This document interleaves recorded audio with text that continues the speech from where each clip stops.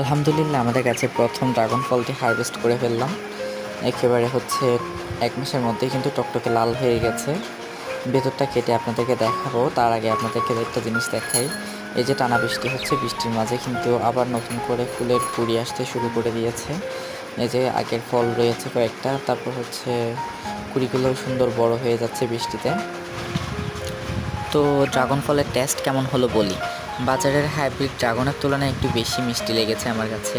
যারা বাড়িতে লাগানো ড্রাগন খেয়েছেন তারা খুব ইজিলি টেস্টের এই ডিফারেন্টটা বুঝতে পারবেন।